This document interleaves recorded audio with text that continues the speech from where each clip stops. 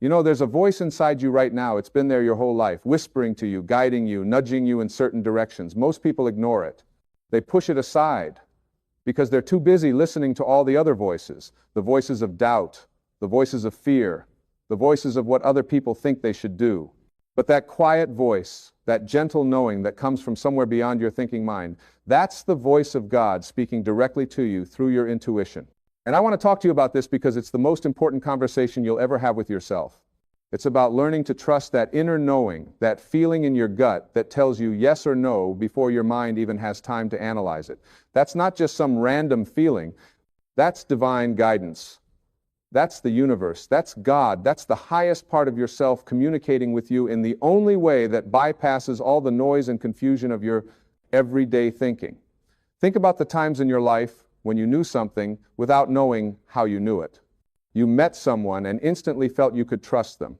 Or maybe you felt the opposite. A warning bell went off inside you, even though on the surface everything seemed fine. You were about to make a decision, and something inside you said, "Wait, not yet," or "Go now, this is your moment." That wasn't luck. That wasn't coincidence. That was intuition. That was God speaking to you in a language that doesn't use words. Most of us have been trained from childhood to ignore this inner voice. We've been taught to rely only on logic, only on what we can see and measure and prove. We've been told to listen to authorities, to experts, to anyone but ourselves. And so we've learned to override that inner knowing. We've learned to talk ourselves out of what we feel in our hearts. We say things like, "I'm just being silly," or "That's not logical," or "What will people think?" And in doing so, we disconnect from the very source of wisdom that's trying to guide us toward our highest good. But here's what I want you to understand. Your intuition is not separate from God. It's not separate from the creative intelligence that runs the entire universe. The same force that causes a seed to become a tree, that causes your heart to beat without you thinking about it, that organizes galaxies and seasons and the perfect timing of everything in nature, that same intelligence is inside you, speaking to you, guiding you, if only you'll listen. When you get a feeling about something, when you have a hunch, when something just feels right or wrong to you, that's not random. That's information coming from a source that knows more than your conscious mind knows. Your conscious mind only knows what it's learned, what it's been taught, what it's experienced. But your intuition is connected to infinite intelligence. It knows things your mind hasn't learned yet. It sees patterns your eyes can't see. It understands connections that your logical brain can't figure out. And the beautiful thing is everyone has this.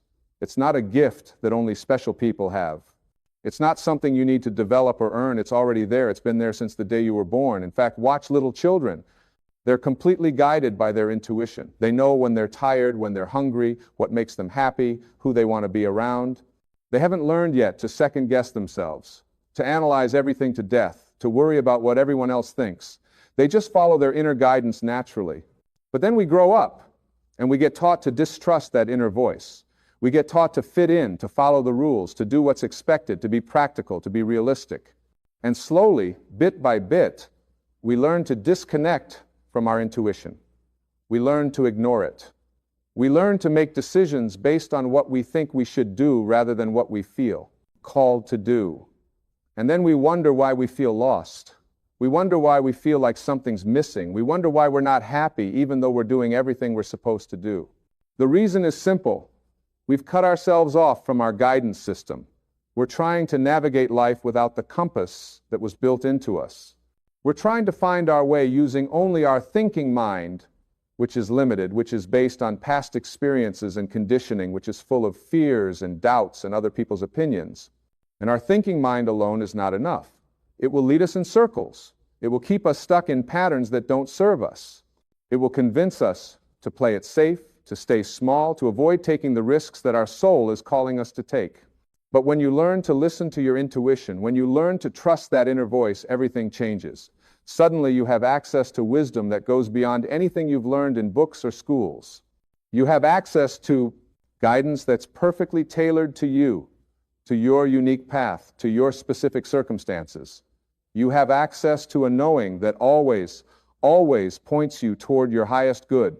Now, let me be clear about something. Your intuition doesn't speak to you the way your thinking mind speaks to you. Your thinking mind is loud. It talks constantly. It analyzes, it judges, it worries, it plans, it rehashes the past, it projects into the future. It's like a radio that's always on, always chattering away. But your intuition is quiet. It's subtle. It's a feeling, a knowing, a gentle nudge. It doesn't argue with you. It doesn't try to convince you. It just presents itself and then waits patiently for you to notice it.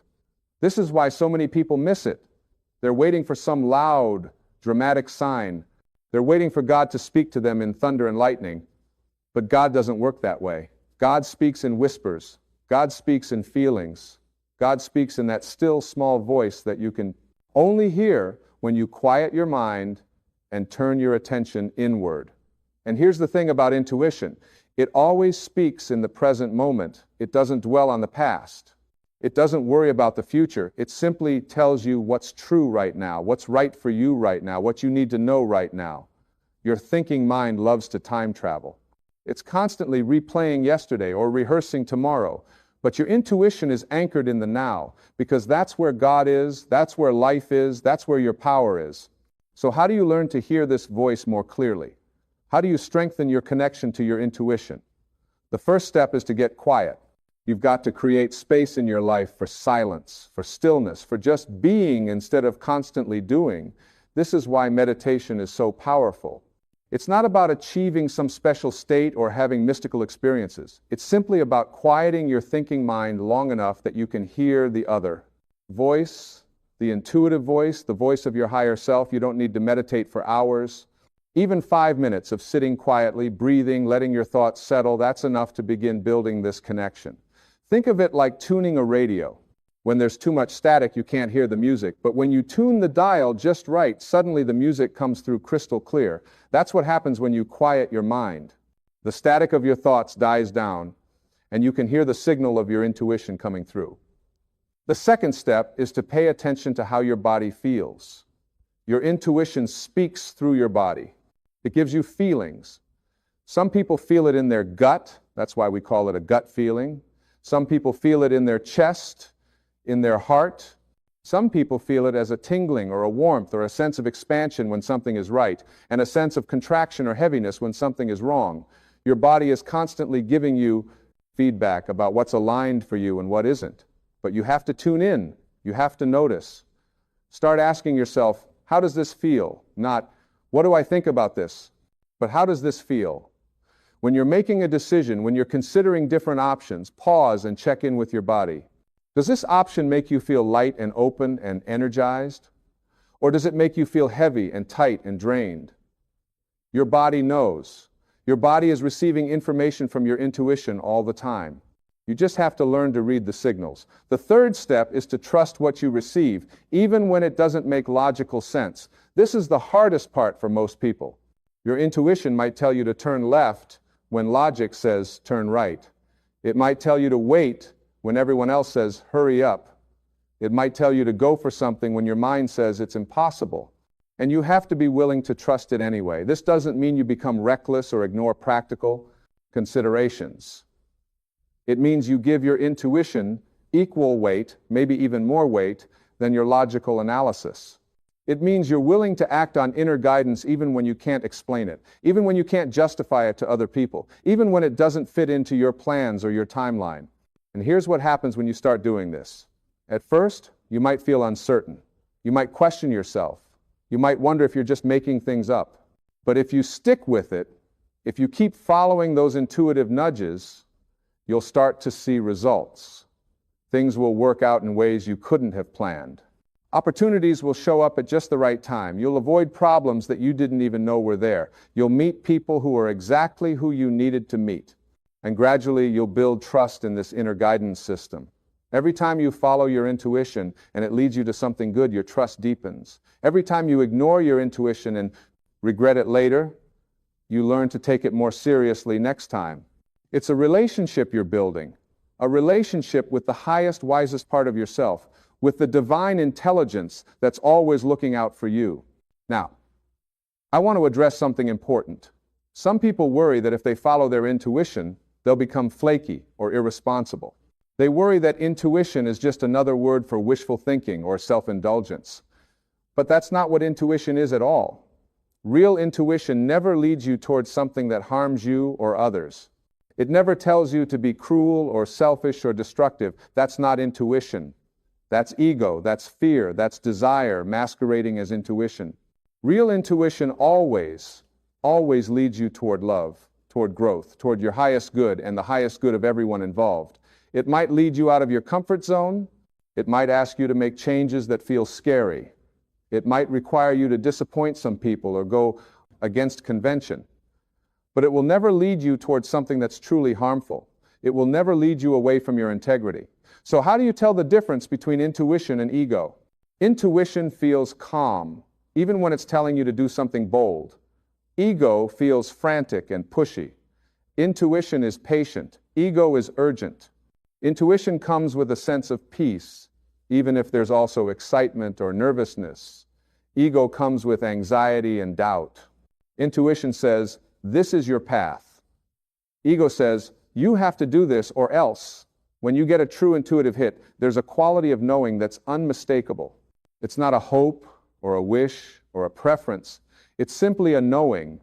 You just know. And even if your mind immediately starts arguing with it, even if your mind starts listing all the reasons why it won't work or it's not practical or it's too risky, underneath all that mental chatter, the knowing remains. That's intuition. And here's something else I want you to understand. Your intuition is always guiding you toward your purpose, toward what you're here to do, toward the fullest expression of who you really are. It's not random guidance. It's not just helping you avoid problems or make good choices, although it does that too. It's trying to lead you toward your destiny. You have a unique contribution to make in this world. You have gifts and talents and perspectives that no one else has in quite the same combination. And there's a way for you to express those gifts, a way for you to be of service, a way for you to create and contribute and make a difference that's perfectly suited to who you are. Your intuition knows what that is. Your intuition is constantly trying to steer you in that direction, but you have to be willing to follow it, even when it takes you off the beaten path, even when it leads you away from what you thought you wanted or what you thought you were supposed to do, even when it doesn't match other people's expectations or definitions of success. Your intuition doesn't care about impressing anyone. It doesn't care about status or money or approval. It only cares about aligning you with your true path. And when you're on your true path, when you're aligned with your intuition, life flows differently. Synchronicities happen. The right doors open. The right people show up. Things that would have been struggles become easier. This doesn't mean life becomes perfect or problem-free. It means you're working with the current instead of against it. You're moving in harmony with the universe instead of fighting it. Think of a river. When you try to swim upstream, it's exhausting. You're using all your energy just to make a little bit of progress, and as soon as you stop struggling, you get pushed right back. But when you turn around and swim with the current, suddenly everything is effortless. You're still swimming, you're still making effort, but the river is helping you. That's what it's like when you follow your intuition. You're aligning with a force that's much bigger than you, and it carries you forward. Now, following your intuition doesn't mean sitting around and waiting for signs. It doesn't mean being passive. It means being active and engaged with your life, but from a place of inner guidance rather than outer pressure. It means taking action, but action that feels inspired rather than forced. It means moving forward, but in a direction that feels true to you rather than a direction that someone else says you should go. And sometimes your intuition will tell you to do things that seem small or insignificant. It might tell you to call someone, to take a different route home, to pick up a certain book, to go to a certain place. And these little nudges often lead to big things. You call someone and they tell you about an opportunity. You take a different route and avoid an accident. You pick up a book and it contains exactly the information you needed. You go to a place and you meet someone who changes your life.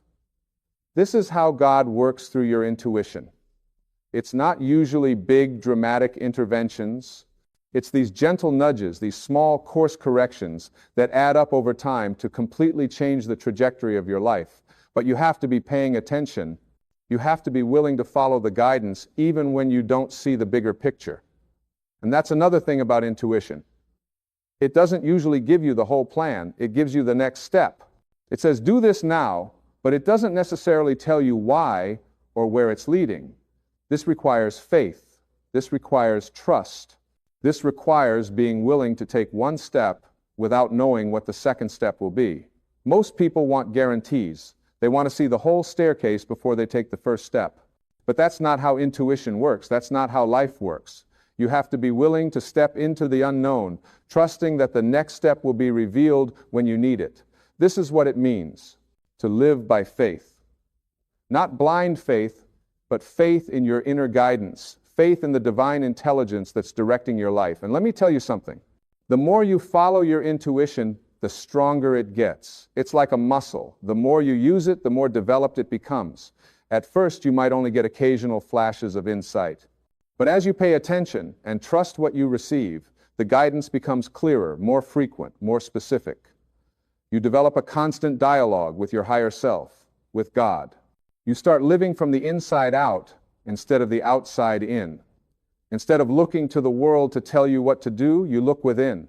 Instead of basing your decisions on what's popular or expected or safe, you base them on what feels true to you. Instead of trying to figure everything out with your mind, you tap into a wisdom that's far greater than your mind. And this changes everything. It changes how you make decisions. It changes what you pursue. It changes who you spend time with. It changes how you see yourself and your place in the world.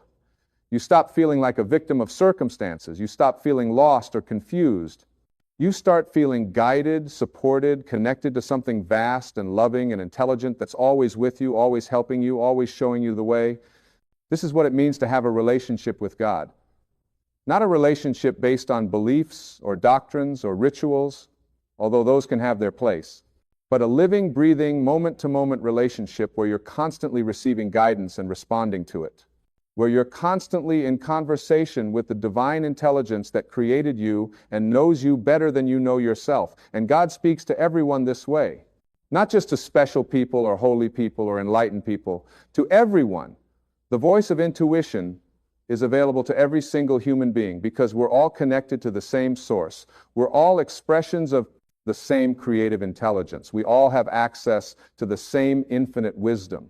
The question is not whether God is speaking to you. The question is whether you're listening. The question is whether you've learned to quiet your mind enough to hear the quiet voice. The question is whether you trust yourself enough to follow what you hear.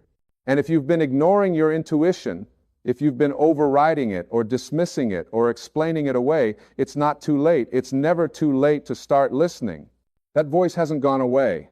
It's still there right now, waiting patiently for you to turn your attention to it. All you have to do is get quiet, tune in, and ask. Ask and you will receive. This isn't just a nice saying, it's a law of how the universe works. When you ask with genuine openness and willingness to hear, the answer comes, not always in the form you expect, not always immediately, but it comes. Sometimes the answer is a feeling. Sometimes it's a thought that pops into your head. Sometimes it's something you overhear or read or see that suddenly makes everything clear. The universe, God, your higher self, is always responding to you. You're never alone in this. You're never without guidance. Even in your darkest moments, even when you feel lost and confused, the guidance is there. You just have to remember to check in, to ask, to listen. And when you do this consistently, when you make it a practice to tune into your intuition every day, multiple times a day, you begin to live a completely different quality of life. You stop second-guessing yourself so much. You stop getting paralyzed by decisions. You stop feeling like you have to have all the answers figured out. You relax into a trust that you're being guided, that you're on your path, that everything is unfolding exactly as it should. This doesn't mean you become complacent or stop growing. Actually, the opposite happens. When you're aligned with your intuition, you grow faster than ever because you're not wasting energy going in wrong directions. You're not spending years pursuing things that aren't meant for you. You're moving efficiently toward what is meant for you, toward the fullest expression of your potential. And along the way, you start to notice how magical life really is. You start to see the perfection in everything. You start to recognize that even the things that seemed like mistakes or setbacks at the time were actually part of a bigger plan, leading you to exactly where you needed to be. You start to see the hand of God in everything, not as some distant puppet master pulling strings, but as an intelligence that's woven into the fabric of your life, guiding you from within. This is living in partnership with the divine. This is co-creating your life with God. You bring your willingness, your effort, your humanity, and God brings the wisdom, the guidance, the grace that makes everything possible. Together, there's nothing you can't handle. Nowhere. You can't go, nothing you can't create.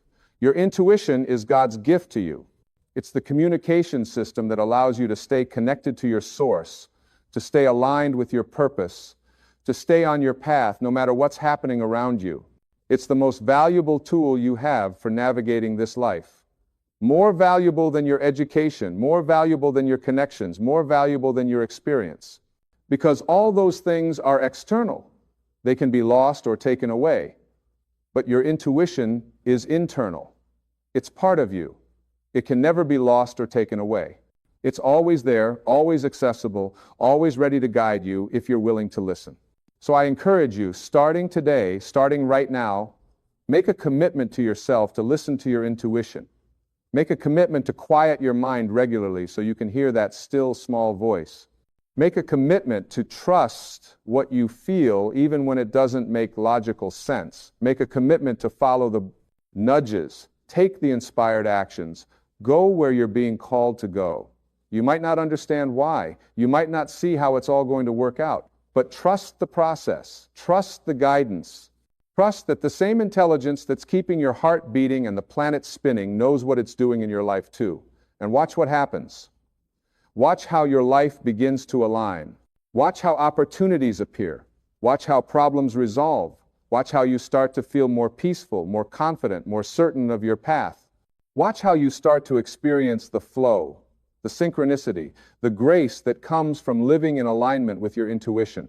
This is not some new age fantasy. This is how life is meant to be lived. This is what it means to be fully human and fully connected to the divine at the same time. This is your birthright.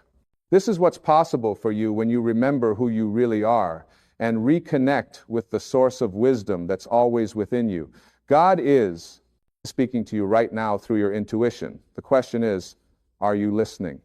Are you willing to trust what you hear? Are you ready to follow where it leads?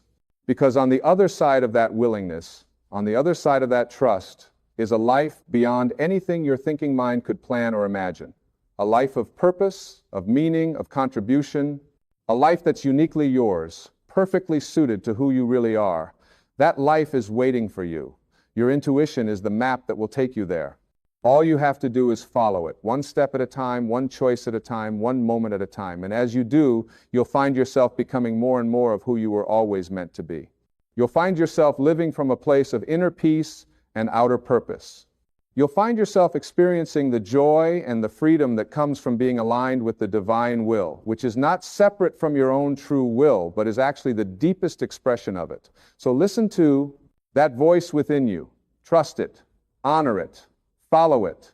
It's been waiting your whole life for you to pay attention. It has so much to show you, so much to teach you, so much to give you. It's the voice of love, the voice of wisdom, the voice of God speaking directly to your heart, guiding you home to yourself, guiding you forward into the magnificent life you came here to live. Every single day and every single moment, you have the opportunity to check in with your intuition and let it guide you. You have the opportunity to choose alignment over resistance, trust over fear, inner wisdom over outer noise. And every time you make that choice, you strengthen the connection.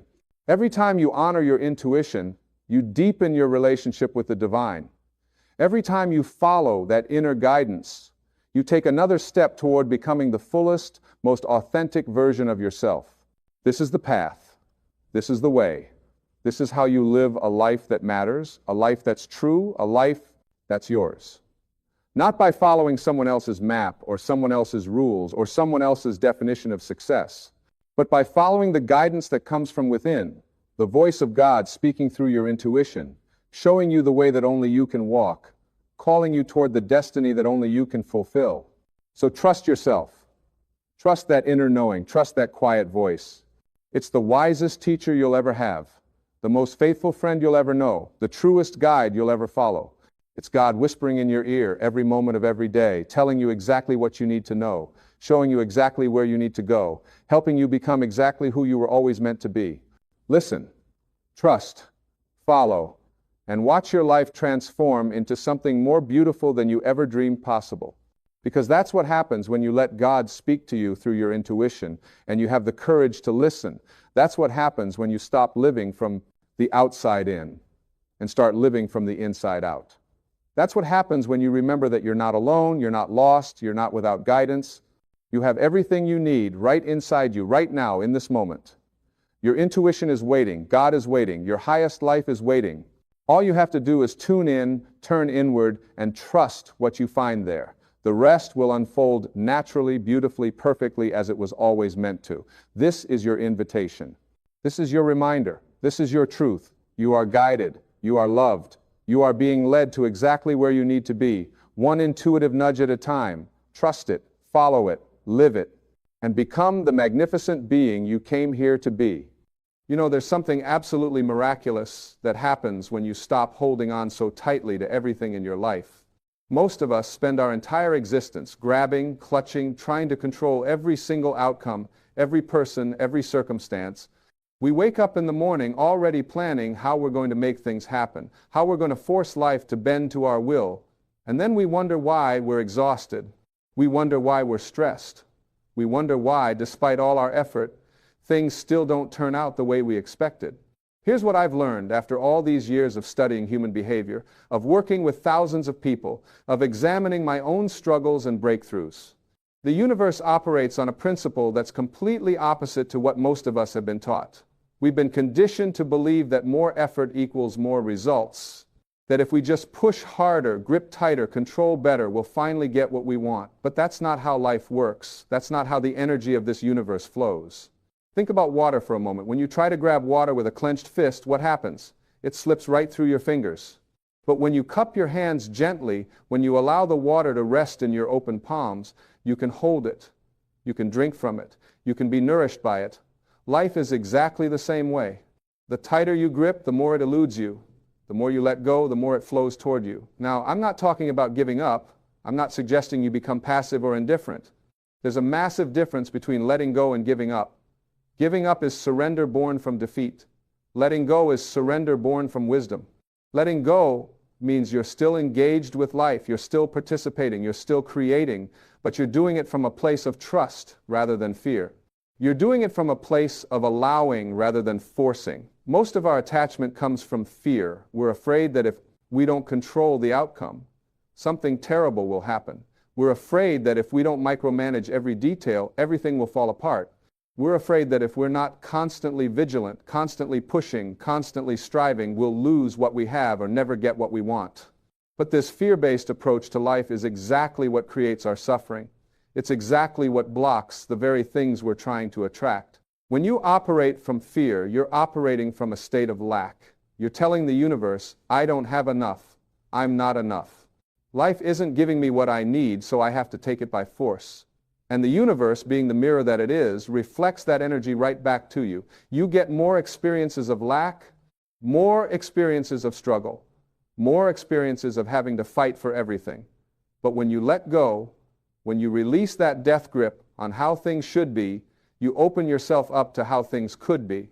And I promise you, the universe is far more creative, far more generous, far more abundant than your limited human mind could ever conceive. Your ego, your conscious mind, can only see a few steps ahead. It can only plan based on what it already knows, what it's already experienced. But the infinite intelligence that runs this universe, the same intelligence that grows a baby from 2 cells, the same intelligence that keeps planets in orbit and makes your heart beat without your conscious effort, that intelligence has a much bigger plan for you than you could ever design for yourself. I've seen this play out countless times in my own life.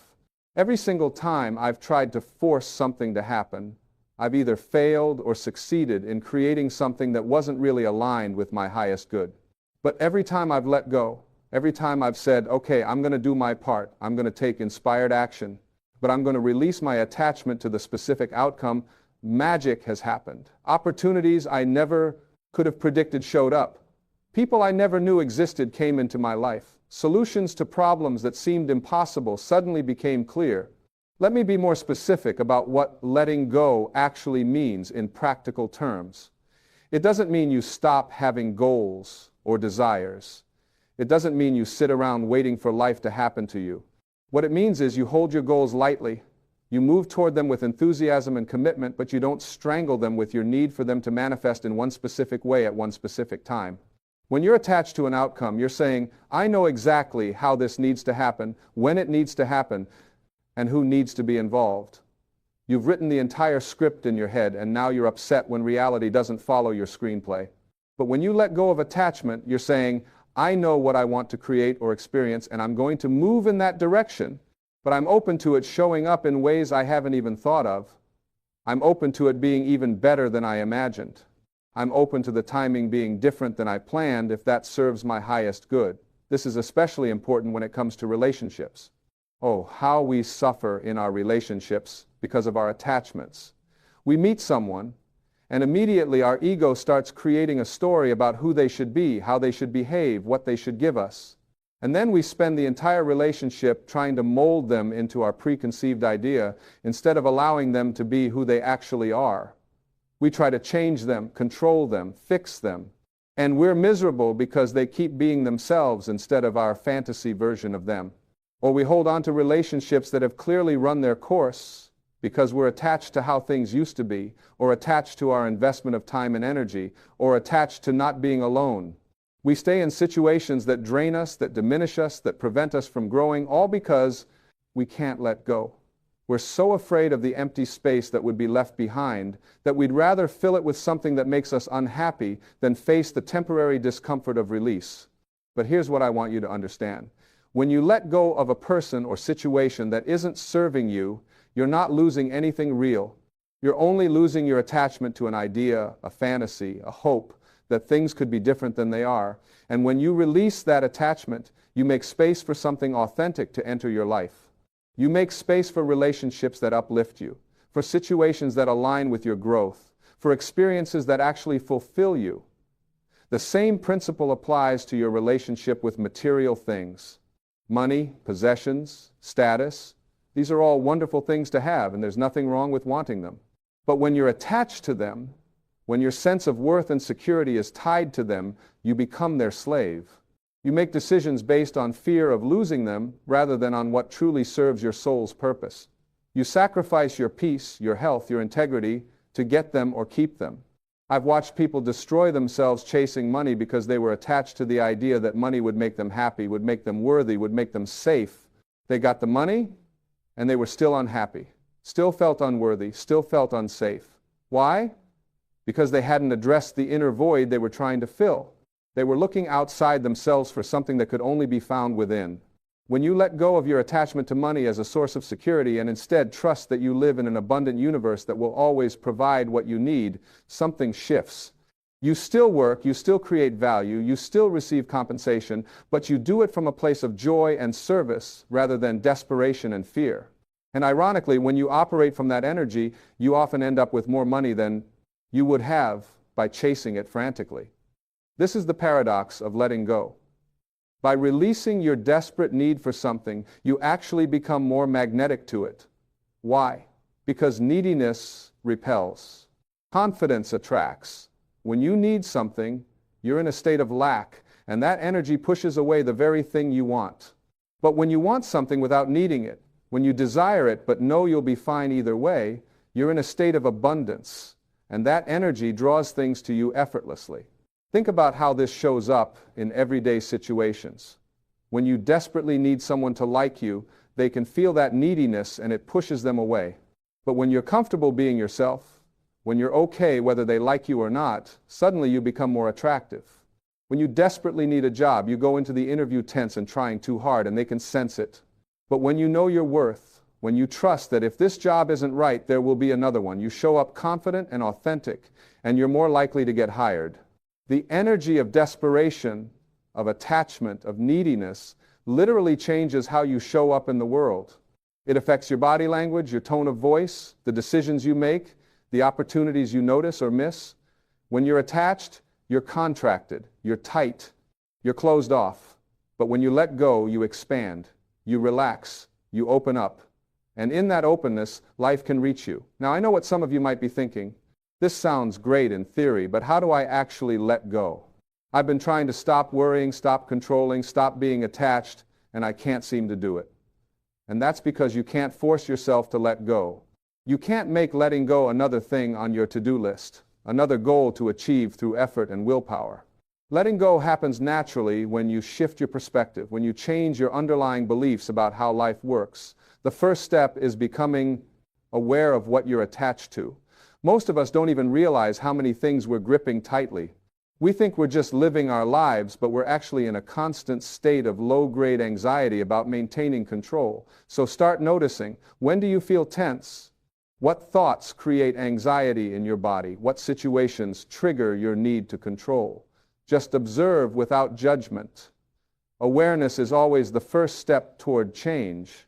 Once you're aware of your attachments, the next step is questioning the beliefs behind them. If you're attached to someone's approval, ask yourself why. What do you believe will happen if they don't approve of you? If you're attached to a specific outcome, ask yourself why this particular outcome seems so important. What are you making it mean about you or your life? Usually, when you drill down, you'll find that you're attaching your identity, your worth, or your safety to external circumstances. And that's the root of all suffering. Your worth is not determined by your accomplishments, your relationships, your bank account, or any other external measure. Your worth is inherent. It was established the moment you came into existence. You are an individualized expression of the infinite creative force of the universe. You are literally made of the same energy that creates galaxies.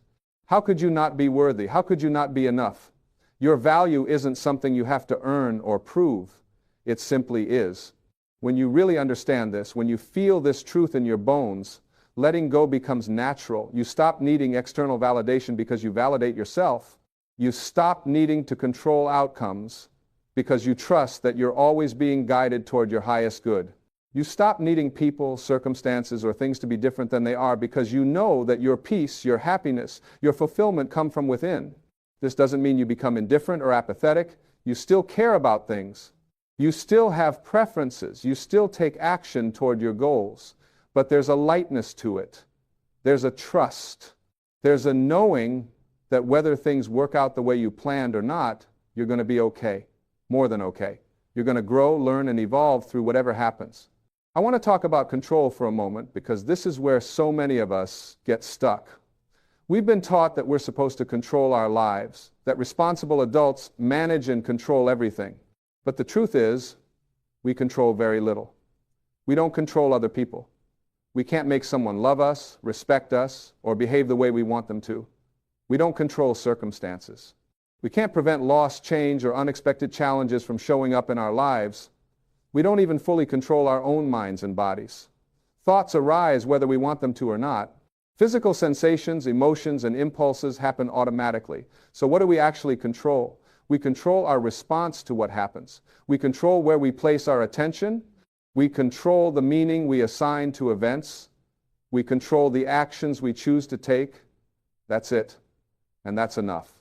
When you stop trying to control all the things you can't control and focus on the things you can, you become powerful. Not in a dominating way, but in an authentic, grounded way. Letting go of control doesn't mean nothing is in your hands. It means you're taking your hands off everything that was never yours to hold in the first place. You're releasing your grip on other people's choices, on past events you can't change, on future outcomes you can't guarantee. And in doing so, you free up enormous amounts of energy that you can now direct toward what you actually can influence. Think about how much energy you waste trying to control things that are beyond your control. You replay conversations in your head, wishing you'd said something different. You worry about what might happen in the future, rehearsing disasters that will probably never occur. You try to manage other people's opinions of you, constantly adjusting your behavior to win approval. All of this is exhausting, and none of it is effective. When you let go of the illusion of control, you get your energy back. You get your life back. You're no longer scattered across 1,000 different concerns, most of which are imaginary. You're present. You're here. You're available for the actual experience of your life instead of being lost in your thoughts about your life. This presence is incredibly powerful. When you're truly present, you notice things you would have missed. You feel your intuition more clearly. You respond to situations with wisdom rather than reacting from old patterns. You connect with people authentically instead of performing for them. You experience joy, beauty, and love more fully because you're actually there for them. And here's something beautiful that happens when you let go. You stop being motivated by fear and start being motivated by love. Fear says, I have to make this happen, or something bad will occur. Love says, I want to create this because it would be beautiful, meaningful, or joyful. Fear contracts and strains. Love expands and flows. Fear is exhausting. Love is energizing. When you're creating from love rather than fear, everything changes. Your work becomes more creative, more inspired, more effective. Your relationships become more genuine, more intimate, more satisfying. Your life becomes an expression of who you really are rather than a defense against who you're afraid of being. I've spent decades studying spiritual texts from every tradition, and they all point to this same truth. Whether it's the Tao Te Ching talking about Wu Wei, effortless action, or the Bhagavad Gita discussing non-attachment to the fruits of action, or Jesus teaching about not worrying about tomorrow, or the Buddha explaining the cause of suffering, they're all saying the same thing. Attachment is the problem. Letting go is the solution. But these aren't just ancient teachings. Modern psychology has caught up with this wisdom. Research shows that people who are less attached to specific outcomes experience less stress, better mental health, more creativity, and often more success in achieving their goals. Why? Because they're not blocking the flow with their anxiety and rigidity. They're open to possibilities. They adapt more easily. They see opportunities that others miss because they're not fixated on one narrow path. Neuroscience has shown us that when we're anxious and controlling, our brain literally narrows its focus. We go into a stress response where we can only see threats and problems, but when we're relaxed and trusting, our brain opens up. We can see more options, make better decisions, and tap into our higher cognitive functions. Letting go isn't just spiritually wise, it's biologically smart. Now, let's talk about what happens when you actually practice this. When you start letting go, things might feel scary at first. Your ego is going to protest. It's going to tell you that if you don't stay in control, everything will fall apart. It's going to create fearful scenarios about all the terrible things that will happen if you release your grip. This is normal. Your ego's job is to keep you safe, and it thinks staying in control is how to do that. But you're not your ego. You're the awareness behind your thoughts. You're the infinite part of yourself that knows you're always safe because you're always connected to the source of all life. So when those fearful thoughts arise, you don't have to believe them. You can acknowledge them, thank your ego for trying to protect you, and then gently redirect your attention to trust. Trust is the antidote to control. When you trust that the universe is fundamentally benevolent, that it's always moving in the direction of greater life, growth, and love, you can relax. You can let go. You don't have to figure everything out. You don't have to make everything happen. You can do your part and trust that the universe will do its part. This trust develops over time as you test it out. You let go of something small and notice that not only did nothing terrible happen, but often something better showed up. You release control in a relationship and find that the relationship either improves or naturally ends, making space for a better one. You stop forcing a particular career path and find that a new opportunity emerges that's more aligned with who you really are. Each time you let go and see that you're supported, your trust grows. Eventually, you get to a place where letting go feels more natural than holding on, where trust feels more comfortable than control, where you actually prefer the experience of flowing with life rather than fighting against it. And this is when life really starts to give back to you, not because you've earned it or deserve it more than before, but because you've finally opened yourself up to receive it. You've removed the blocks. You've stopped pushing away abundance with your desperate grasping. You've become a clear channel for life to flow through you and to you. Things start showing up that you didn't even ask for. Synchronicities increase. You meet the right person at the right time. You hear about an opportunity just when you need it. You receive help from unexpected sources. Solutions appear for problems you were struggling with. It's not magic, although it can certainly feel magical. It's simply the natural result of aligning yourself with the flow of life rather than resisting it. The more you let go, the more you receive. But here's the beautiful twist. The more you receive, the less attached you become to receiving. You realize that the real treasure wasn't the things you received, but the person you became in the process of learning to let go. The peace, the freedom, the trust, the openness, the love. These inner riches are worth more than anything external you could ever acquire. When you reach this understanding, you become truly free. Free from the tyranny of your own desires. Free from the prison of other people's opinions. Free from the burden of trying to control an uncontrollable universe. And in that freedom, you can finally enjoy your life. Not someday when everything is perfect, but right now, with all its imperfections and uncertainties, you can appreciate what you have without clinging to it. You can work toward goals without your happiness, depending on achieving them. You can love people without needing them to complete you. You can face challenges without being destroyed by them. You can experience loss without losing yourself. You can embrace change without fear. This is what it means to truly live. Not to grip and control and force and manipulate, but to participate fully, respond authentically, create joyfully, and release peacefully. To show up with your whole heart while holding the outcome lightly. To care deeply while remaining unattached to results. Let me share something personal with you. For years, I held on to anger about my childhood. I resented my father for abandoning our family. I carried that resentment like a heavy stone, thinking somehow that my anger was punishing him. But the only person it was hurting was me. That anger was coloring every relationship I had, every decision I made, every moment of my life. When I finally let it go, when I truly forgave and released that resentment, everything changed. Not because my past changed, the facts remained the same, but my relationship to those facts transformed completely. I was no longer a victim of my history. I was no longer defined by what someone else had done decades ago. I was free, and in that freedom I could finally become who I was meant to be. That's what letting go does. It liberates you from the past and the future so you can inhabit the present. It releases you from who you thought you had to be so you can be who you actually are. It frees you from the prison of your own mind so you can experience the vastness of life itself. And here's what I want you to really hear. You don't have to let go of everything all at once. This isn't an all or nothing proposition. You can start small. Choose one thing you've been gripping tightly and consciously release it. Maybe it's a grudge you've been holding. Maybe it's a hope that someone will change. Maybe it's anxiety about a situation you can't control. Just one thing. Release it with intention. You might say to yourself, I choose to let this go. I release my grip on this outcome, this person, this need. I trust that whatever happens, I will be okay. I trust that the universe has my back.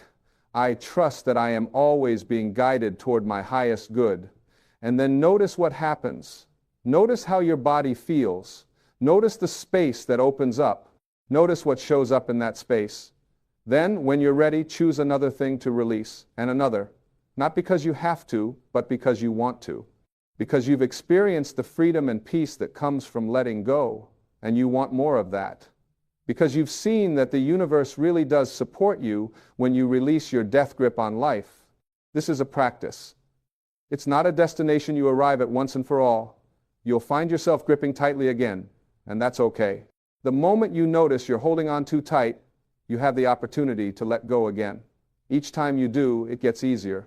Each time you do, you deepen your trust. Each time you do, you open yourself more fully to the abundant, generous, creative flow of life. And I want to be clear about something.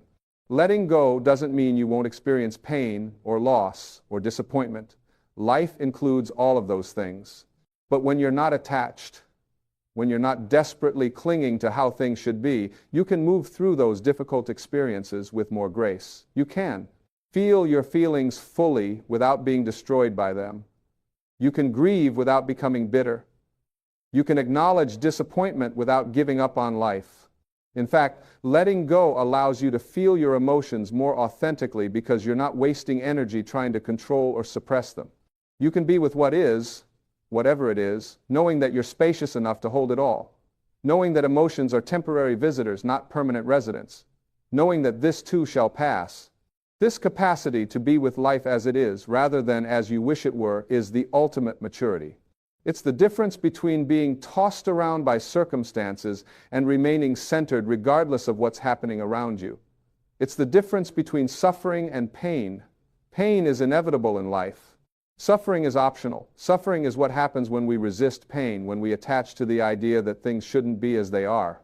When you let go of resistance, you can experience pain without creating suffering. You can feel loss without losing yourself. You can face uncertainty without being paralyzed by fear. Because underneath all the temporary circumstances of your life, there's a permanent foundation of peace. There's the unchanging awareness that you are, that has been and always will be, regardless of what comes and goes in your experience. This awareness is your true self. It's not your ego, your personality, your roles, your achievements, or your failures. It's the consciousness itself. And when you identify with this awareness rather than with the changing contents of your life, letting go becomes natural, because you realize that you can't lose what you truly are.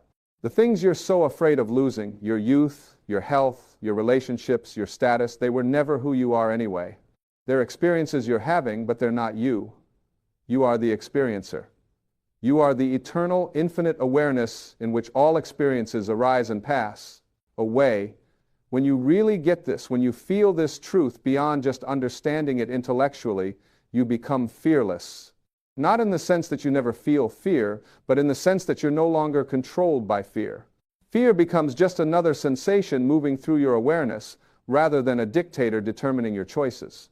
From this place of identification with your true self, you can participate fully in life without being destroyed when things don't go your way.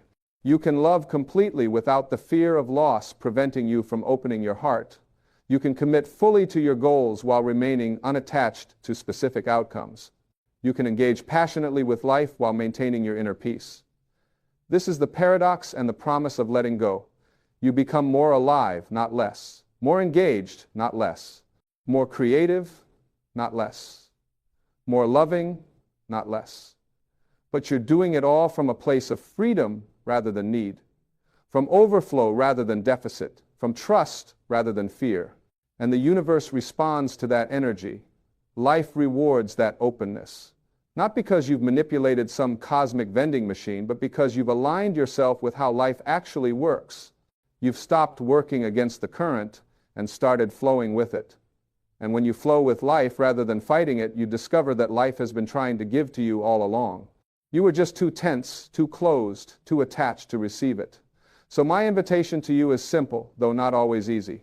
Start letting go. Start with whatever feels manageable. Release your grip just a little bit on something you've been holding tightly. Notice what happens. Learn to trust through experience, not just belief. Test it out. See for yourself that the more you let go, the more life gives you. And remember, you're not doing this alone. You're supported by the same infinite intelligence that orchestrates the entire universe. The same force that knows how to grow a tree from a seed, how to heal a wound, how to turn food into energy. This same force is available to guide your life if you'll get out of the way and let it. Stop trying to do everything yourself. Stop thinking that your small, limited ego has to figure it all out. Surrender to the higher intelligence that's already within you, already guiding you, already conspiring for your benefit. Your job isn't to control everything. Your job is to be present, to be open, to be willing, to take inspired action when called, and to let go of the rest. When you live this way, life becomes an adventure rather than a burden, an unfolding mystery rather than a problem to solve, a gift to receive rather than a battle to win. And you finally get to experience the peace, joy, and freedom that you've been seeking all along, not by grasping for them, but by releasing everything that's been blocking them. The more you let go, the more life gives you. Not just more stuff, although that may come too, but more of what really matters. More peace, more love, more joy, more connection, more creativity, more aliveness, more of your true self. And isn't that what you really want anyway? Isn't that what all the grasping and controlling and forcing has really been about? The desire to feel okay, to feel safe, to feel whole. Well, here's the secret. You already are okay. You already are safe. You already are whole. Not because of anything you've achieved or acquired, but because of what you inherently are. You are an expression of infinite love taking form. You are the universe experiencing itself. You are consciousness exploring its own creation. And nothing you do or don't do, nothing you gain or lose, nothing that happens or doesn't happen can change that fundamental truth. When you rest in this truth, letting go isn't a sacrifice. It's a relief. It's the natural response to realizing that you never had to hold on so tightly in the first place. That you were always held. That you are always held. That there's a larger intelligence, a deeper wisdom, a greater love supporting you in every moment. Trust that. Let go into that. And watch your life transform in ways you never could have forced or controlled into being. The more you let go, the more life gives you. Not someday, not in theory, but right now, in this very moment, as you release your grip and open your hands to receive all that's already here, already available, already waiting for you to simply accept it. This is the path of peace. This is the way of wisdom. This is the art of living. Let go and let life love you the way it's been trying to all along.